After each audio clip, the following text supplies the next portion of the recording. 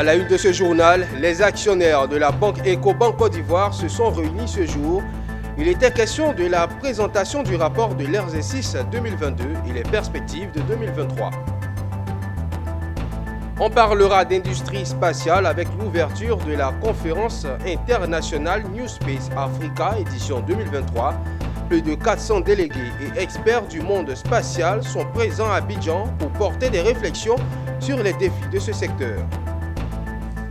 Et le bilan est établi au mouvement des petites et moyennes entreprises de Côte d'Ivoire. C'était au cours d'une assemblée générale mixte à la CGCI au Plateau. Et Fairtrade Africa a procédé à la graduation de la première promotion du projet NORAD. Les détails de ce projet est dans cette édition.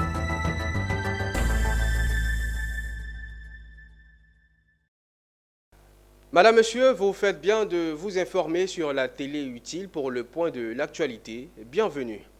Nous ouvrons ce journal avec l'Assemblée générale de la banque Ecobank Côte d'Ivoire ce mercredi. Une rencontre des actionnaires pour la présentation du rapport 2022, le bilan financier et les défis de la banque pour l'année 2023.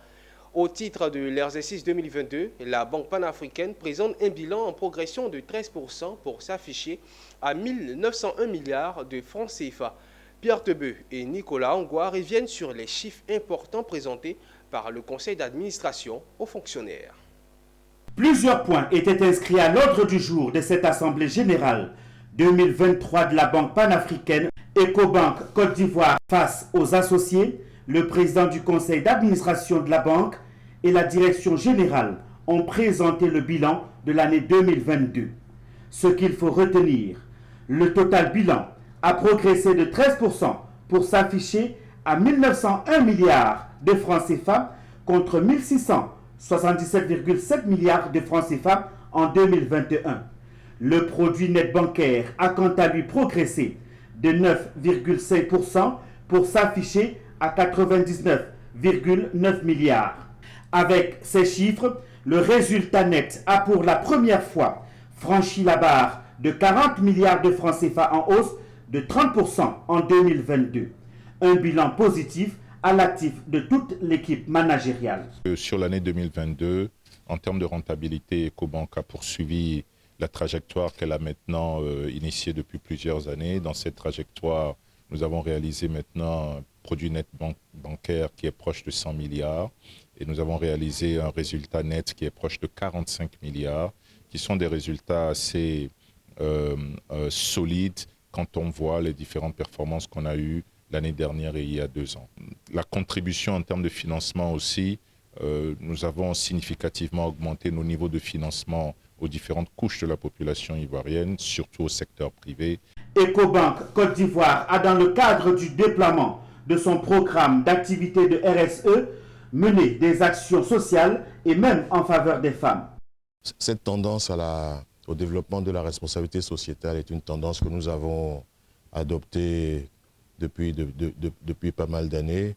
Nous sommes déjà inscrits dans un certain nombre d'initiatives en ce sens. Le rôle que nous jouons par rapport au financement des femmes fait partie de cet aspect. Sur la base de ces chiffres nets, le dividende proposé aux actionnaires représente un ratio de 75% du résultat net, un dividende en nette progression de 32%. Cependant, la direction générale relève devant les associés que l'année 2023 risque d'être très difficile au regard des effets induits de la crise ukrainienne sur le marché financier. L'actualité, c'est aussi la technologie spatiale. 25, 26, 27 et 28 avril, 4 jours pour donner à l'Afrique sa part d'espace dans l'industrie spatiale. C'est du moins cela les défis de la conférence internationale New Space Africa édition 2023. Issa Badini et Ezekiel Seri ont assisté à la cérémonie d'ouverture de ce meeting international qui a mobilisé plus de 400 délégués et experts du monde spatial. Ici, le ministre Adama Diawara visite la vingtaine de stands qui ont transformé cette salle de la patinoire de l'Hôtel Ivoire en une conclave de l'industrie spatiale africaine, le temps de 4 jours que va durer la 2e édition de New Space Africa. Une visite qui permet aux premiers responsables de l'enseignement supérieur et de la recherche scientifique de relever des défis qui attendent l'univers spatial africain. L'objectif, c'est quoi? C'est de développer l'industrie spatiale africaine. Donc ici, vous voyez, il s'agit de la rencontre de tous les acteurs clés du domaine spatial africain. On a des enjeux de différentes natures, des enjeux d'ordre politique, d'ordre diplomatique, d'ordre stratégique, d'ordre économique. Voilà, parce qu'on vous a déjà dit suffisamment qu'avec l'industrie spatiale, il s'agit de contribuer de façon assez importante au développement socio-économique de notre pays, mais également de contribuer à l'instauration ou au maintien, disons, de la paix, de la sécurité, de la défense du territoire. Voilà, donc les enjeux sont multiples. Et nous sommes en train de mettre en place les outils qui permettent au continent d'avoir un minimum d'autonomie et un minimum de cohérence dans les politiques africaines. Nous avons l'Agence africaine de l'espace qui a été créée et dont nous avons signé l'accord de siège avec le gouvernement égyptien, puisque les États membres se sont mis d'accord que le siège de l'Agence africaine de l'espace sera au Caire. Et nous souhaitons que cette agence devienne un peu le creuset autour duquel vont s'agréger l'intégralité des agences nationales spatiales. Au rang des exposants venus profiter de cette tribune spatiale, une demi-douzaine d'entreprises ivoiriennes, dont l'Université virtuelle d'Abidjan. Je pense que c'est un tremplin très important. Je pense que c'est de mémoire, c'est la première fois que nous accueillons en Côte d'Ivoire un parterre de spécialistes. Un peu plus tôt, à l'occasion de la cérémonie d'ouverture, c'est la chef de la diplomatie ivoirienne qui a donné le ton et le top départ de l'édition en appelant scientifiques et décideurs à l'action pour la conquête de l'espace, un bien commun et stratégique, selon elle. L'espace est un bien commun et je vous encourage, au-delà des logistiques et des logiques de marché ou de développement technologique, à profiter de cette conférence pour construire ce cadre de régulation pour la paix et le développement durable de l'Afrique. Du pain sur la planche des conférenciers. Cependant, quand on sait, selon les statistiques, que sur les 5465 satellites en orbite, seules une cinquantaine sont du fait du continent africain.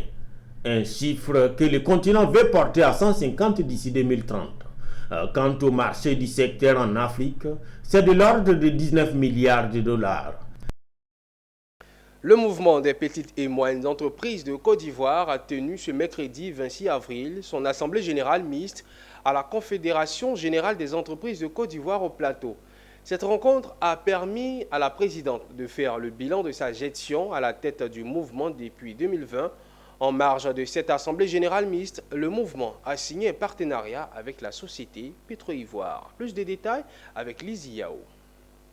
C'est dans les murs de la Confédération générale des entreprises de Côte d'Ivoire que les membres du mouvement des petites et moyennes entreprises MPME de Côte d'Ivoire sont en assemblée générale mixte. Dans son discours d'ouverture, la présidente du mouvement a rappelé les objectifs et les défis de l'association. Patricia Yao a aussi présenté le bilan de l'année écoulée avec un focus sur les actions menées pour soutenir les entreprises membres. Une nouvelle étape de la vie de notre association que nous sommes en train d'entamer et nous espérons qu'au sortir de là, nous aurons des conclusions et des propositions. Une présentation des projets en cours et des perspectives pour l'avenir a été faite, notamment en ce qui concerne la digitalisation et l'innovation. Il y a aussi des échanges avec les membres présents qui ont leurs préoccupations et leurs attentes vis-à-vis du mouvement. En marge de cette assemblée générale, une nouvelle collaboration est née entre le MPME et la société Petro-Ivoire. Pour nous, une fierté de pouvoir les aider à s'approvisionner en carburant. L'intérêt, c'est aussi un intérêt stratégique pour nous, parce que ça nous permet plus ou moins de se faire connaître sur le territoire ivoirien, quand bien même qu'on sait qu'il y a quand même les grandes sociétés pétrolières, que je ne vais pas citer le nom, mais ce partenariat va nous permettre de se faire connaître, d'impacter notre image en termes de distribution de produits et aussi de dire aux Ivoiriens que vous pouvez faire confiance à des sociétés ivoiriennes qui sont installées en Côte d'Ivoire pour la fourniture de carburant en Côte d'Ivoire. Le mouvement des petites et moyennes entreprises de Côte d'Ivoire est né dans le but de soutenir ses membres.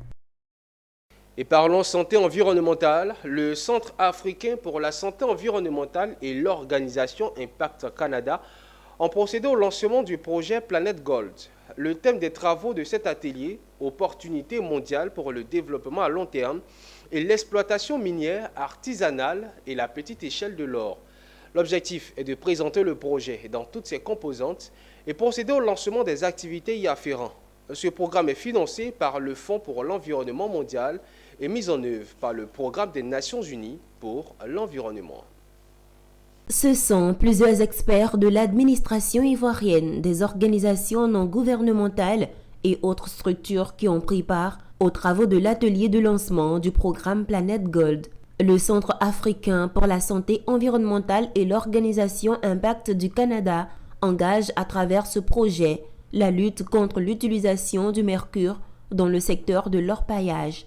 Le projet Planète Gold va aider la Côte d'Ivoire dans la mise en œuvre de la convention Minamata au niveau national pour protéger la santé humaine et environnementale contre les émissions et les rejets anthropiques du mercure. L'élimination de la mercure dans l'orpaillage, c'est une question très importante. Les orpailleurs, ils ont un grand impact négatif en utilisant la mercure sur leur santé, la santé des communautés. Alors c'est très important qu'on travaille pour éliminer ce produit-là dans la production d'or. Notre projet peut fournir des efforts dans contingent composante, ça veut dire la formalisation des orpailleurs, les soutiens financiers des orpailleurs, l'introduction de technologies alternatives à l'usage de mercure, qui est un produit chimique vraiment négatif pour l'environnement et la santé humaine, et finalement une composante sur la gestion des connaissances et la diffusion de l'information autour du secteur de l'orpaillage. Nous allons appuyer le ministère de l'Environnement et le ministère des Mines à mettre en œuvre ce grand programme qui va se dérouler dans 25 pays du monde et nous sommes heureux parce que nous avons accompagné la question, la problématique de mercure en Côte d'Ivoire. Les travaux de l'atelier avaient pour thème « Opportunités mondiales pour le développement à long terme de l'exploitation minière artisanale et la petite échelle de l'or ». Ces assises sont financées par le Fonds pour l'environnement mondial et mises en œuvre par le PNUE, United Nations Environment Programme. Le commentaire était signé Zeynab Dosso. Restons toujours en santé, mais cette fois parlons de santé alimentaire. L'Institut africain pour le développement économique et social a organisé la conférence bilan de la campagne Conscience alimentaire sur les pesticides chimiques lancée depuis 2 ans à Abidjan. Cette campagne menée par l'INADES Formation avait pour objectif de sensibiliser les populations africaines sur les dangers liés aux pesticides chimiques et de promouvoir des méthodes alternatives plus respectueuses de l'environnement ainsi qu'une alimentation bio et saine. Le reportage est signé Michel Brou et Tima Traoré. 2 ans se sont écoulés après le lancement de la campagne Conscience alimentaire menée par INADES Formation. L'heure est désormais au bilan. Une centaine de participants en présentiel, en webinaire, composés de représentants de la société civile et experts venus de différents pays d'Afrique et de la sous-région ont assisté à la conférence bilan relative aux pesticides chimiques. Lors de cette conférence, les dangers des pesticides chimiques pour la santé humaine de l'environnement ont été présentés aux participants. Des produits à l'origine de cancers, la contamination des sols, des nappes phréatiques, cours d'eau, mettant en danger la biodiversité et l'équilibre écologique. L'événement que nous organisons ce matin s'inscrit dans le cadre d'une campagne que nous avions lancée en 2021 et qui voudrait qu'on attire l'attention de nos États et de nos citoyens sur la toxicité des pesticides chimiques de synthèse que nous utilisons dans l'agriculture. Après 2 ans, je pense que les lignes ont quand même un peu bougé. Les populations adoptent de plus en plus les bonnes pratiques phytosanitaires en termes de choix de produits à épandre dans leur plantation. Les procédures que les États doivent suivre pour pouvoir contrôler et minimiser les impacts de ces pesticides, notamment sur la santé des populations. Rappelons que la campagne Conscience alimentaire a été lancée depuis le 21 mars 2021 par Inades Formation. Elle entend amener tous les acteurs agricoles, consommateurs, entreprises de produits de synthèse et décideurs à une prise de conscience des enjeux durables des produits alimentaires afin de mener des actions pour une agriculture respectueuse et responsable de l'environnement et de la santé des personnes. Et ouvrons une page agriculture. Pionnier du commerce équitable, Fairtrade Africa a procédé ce mardi 25 avril à Abidjan à la graduation de la première promotion du projet NORAD. Ce projet a permis, après plusieurs mois de théorie et de pratique, de renforcer, entre autres, l'autonomie des productrices et des travailleurs en stabilisant les prix d'achat de leur production. Cette première cohorte de récipiendaires est issue de l'école de leadership des femmes et de l'Académie des jeunes leaders. On en sait un peu plus avec Pierre Tebeu et Richard Akeke. Ils sont une quarantaine de récipiendaires issus de l'école du leadership des femmes et de l'Académie des jeunes leaders, tous bénéficiaires du projet NORAD de Fairtrade Africa Côte d'Ivoire. Cette remise de diplôme est l'aboutissement d'un projet qui peut être une belle aventure pour ces récipiendaires. Débuté en mars 2022, le contenu de programme de l'école du leadership des femmes a permis de redonner espoir à la vingtaine de participants. Un programme qui a par exemple permis de renforcer les capacités et l'autonomisation des femmes issues des milieux ruraux, souvent marginalisés. Cette formation m'a appris à avoir confiance en moi.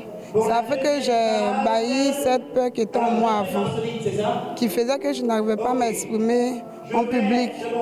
La honte qui m'animait, j'avais honte de m'exprimer en public.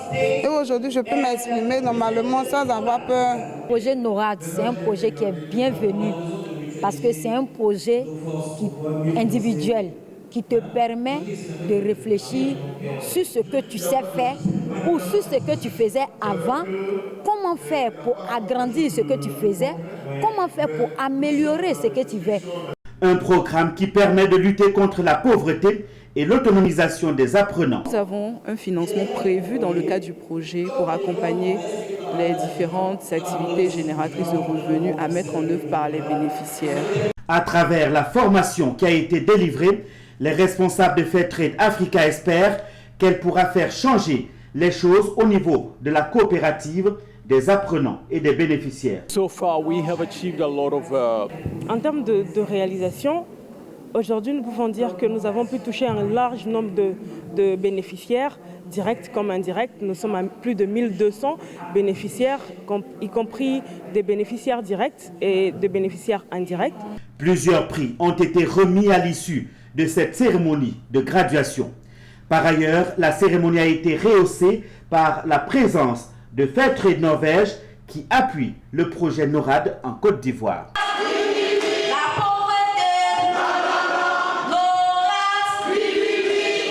Dans le secteur agricole, le ministre de l'Agriculture, du Développement rural, Kobenan Kwasi Adjumani, était ce lundi à l'Institut national de formation professionnelle agricole de Bingerville, où il a remis des véhicules et du matériel informatique.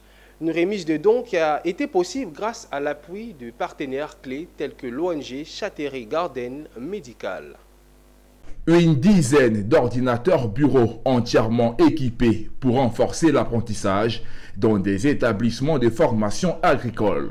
Le don a été remis par le ministre de l'Agriculture et du Développement rural, Kobenan Kwasi Adjumani, à l'Institut national de formation professionnelle agricole, INFPA de Bingerville. Une action mise en œuvre grâce aux efforts mutuels de plusieurs acteurs, dont l'ONG Châteauroux Garden Médical, qui, à travers son programme agro-pastoral, soutient les efforts de l'État ivoirien. On veut montrer à la jeunesse que nos terres, la terre est la valeur sûre, à regarder le côté agricole parce que, comme je disais tantôt, la terre est la valeur sûre. C'est la terre qui ne mentira jamais et qui le revoit différemment, en fait, le domaine agricole ou élevage, parce que c'est ce qui est sûr pour demain. L'autre temps fort de cette journée a été la remise de clés de véhicules de type 4x4, toujours en faveur des établissements spécialisés dans la formation agricole. Le ministre a souligné que les dons se poursuivront afin de répondre aux besoins des 11 écoles de l'Institut national de formation professionnelle agricole, INFPA. Ces 4 véhicules de type 4x4 vont permettre à nos encadreurs de pouvoir faire un travail efficace sur le terrain. Nous voudrions par ce message saluer les efforts de l'État de Côte d'Ivoire qui donne tout ce qu'il peut et qui donne toute sa détermination pour assurer la formation des jeunes. Notons qu'en l'espace de 2 ans, le ministère de l'Agriculture est à sa 3e remise de dons à l'INFPA. Un soutien qu'il poursuit désormais avec l'accompagnement de l'ONG américaine Charity Garden Medical à l'initiative de plusieurs projets d'insertion des populations en Côte d'Ivoire. Et c'était le compte rendu de Walter Kofi et Valentin Kra. Les 7, 8 et 9 juin 2023 à Abidjan se tiendra la première édition des Journées nationales des produits certifiés. C'est ce que ressort de la conférence de presse animée par la Direction générale de l'industrie de Côte d'Ivoire. Ce sont des journées dont l'objectif est de promouvoir les produits certifiés et encourager les entreprises ivoiriennes à aller à la certification. Plus de détails avec Mon Désir, Nascimento et Ismaël Doza. La Kestab d'Abidjan accueille les 7, 8 et 9 juin 2023 la première édition des Journées nationales des produits certifiés. Ce sont des journées dont l'objectif est de promouvoir les produits certifiés et encourager les entreprises ivoiriennes à aller à la certification. Ces journées se veulent également un cadre de promotion et d'échange interprofessionnel. À quelques semaines de ces échéances, les organisateurs, notamment les responsables de la Direction générale de l'industrie et de la promotion de la qualité et de la normalisation, ont animé conjointement une conférence de presse. La garante de la chose qualité en Côte d'Ivoire, Deli Berté Azoda, et Emmanuel Trabi, directeur général de l'industrie, ont précisé les enjeux de ces journées pour les entreprises ivoiriennes. Ces journées permettront de promouvoir les produits certifiés ou les produits ayant une attestation de conformité aux normes à jour, et aussi d'encourager les entreprises ivoiriennes à aller à la certification de leurs produits, ce qui fait partie de la loi ivoirienne. Ces journées serviront aussi de cadre pour la célébration officielle de la Journée mondiale de la métrologie, célébrée le 20 mai de chaque année, et de la Journée mondiale de l'accréditation, célébrée, quant à elle, le 9 juin de chaque année. Le thème choisi pour la célébration de la Journée mondiale de la métrologie pour l'année 2023 est « Mesurer pour soutenir le système alimentaire mondial ». Et celui choisi pour la Journée mondiale de l'accréditation porte sur « Soutenir le commerce mondial ». On doit certifier un produit pour se démarquer de la concurrence, pour donner l'assurance que ce produit est une garantie et qu'on peut le consommer sans crainte et qu'on peut le consommer parce qu'il est de bonne qualité. Plusieurs entreprises ont déjà pris rendez-vous. Le thème retenu pour ces 3 jours d'activité intense, c'est enjeux et compétitivité des entreprises ivoiriennes sur le marché national et international.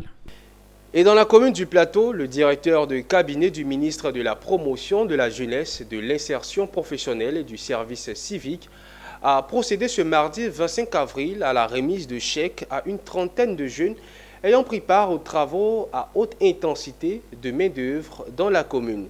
Cette cérémonie de remise de chèques vient récompenser 6 mois du programme effectué par ces jeunes à l'initiative de la commune. Plus de détails avec Pierre Tebeu et Richard Akeke. Chaque bénéficiaire a reçu ce mardi 25 avril la somme de 120 000 francs CFA dans le cadre de la mise en œuvre de l'axe 1 du programme social 2 du gouvernement PS-Gouv 2, lui permettant de se créer une activité génératrice de revenus. L'initiative s'inscrit dans le cadre de l'édition des travaux à haute intensité de main-d'œuvre TIMO, au cours de laquelle la commune du Plateau a bénéficié d'une prise en charge en faveur des jeunes. Après 6 mois de formation, ces jeunes repartent avec chacun une idée de projet. Dans la vie active, ça m'a permis de me réveiller très tôt les matins pour venir quand même faire quelque chose de mes 10 doigts. La représentante du premier magistrat de la commune du Plateau a salué Cette action qui crée une valeur ajoutée à la jeunesse de la commune. À l'issue de ce programme, c'est 5477 jeunes hommes et femmes qui ont été formés et mis au service, constituant ainsi un vivier d'entrepreneurs. Le directeur de cabinet représentant le ministre Touré Mamadou a rendu public les chiffres de l'agence Emploi Jeunes dans la commune du Plateau.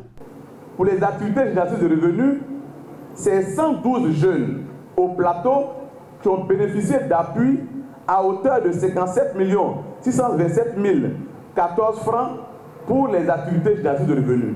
Les TIMO constituent une méthodologie ou technologie de mise en œuvre de projets dans lesquels la main-d'œuvre est utilisée comme ressource prédominante. L'objectif est de lutter contre la pauvreté et le chômage en permettant l'occupation saine des jeunes dans toutes les activités de salubrité. Et parlons d'autonomisation de la femme avant de refermer cette édition. CLID et l'ONG Hope of Sport ont récemment organisé la 5e édition du Salon d'affaires d'Abidjan, une édition spéciale qui a vu la participation des jeunes filles autour des questions de l'entrepreneuriat. À ce rendez-vous, des équipements et matériels ont été donnés aux jeunes footballeurs de Côte d'Ivoire. Le commentaire de Mon Désir Nascimento. Comment transformer ces déchets ménagers en or et comment fabriquer une lotion naturelle pour visage? Ces deux thèmes ont été abordés lors de la 5e édition du Salon d'affaires d'Abidjan.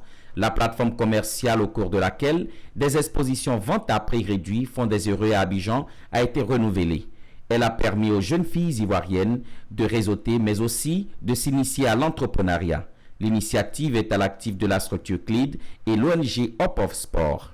J'œuvre un peu partout dans l'Afrique, en Afrique. Donc je suis à ma 5e édition du salon d'affaires. C'est un salon en fait qui permet de donner beaucoup d'opportunités à tout opérateur économique et à mettre les opérateurs économiques aussi en valeur. Donc c'est comme ça que nous avons décidé aujourd'hui de faire le 5e salon ici en Côte d'Ivoire.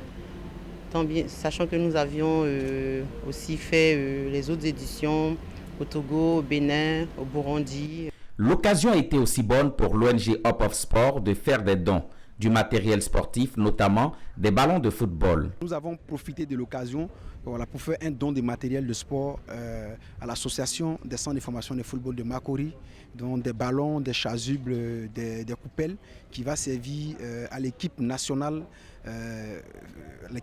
communale de Makori. Donc, comme Opsport a eu pour habitude de le faire dans différentes communes. À la clôture de ce don, l'espace a été donné aux jeunes footballeurs de démontrer leur savoir-faire, des séances de jongle de folie pour emballer le public. Et voilà qui met un terme à cette édition. Merci de l'avoir suivi. Restez en notre compagnie. L'information se poursuit sur Business 24 Africa.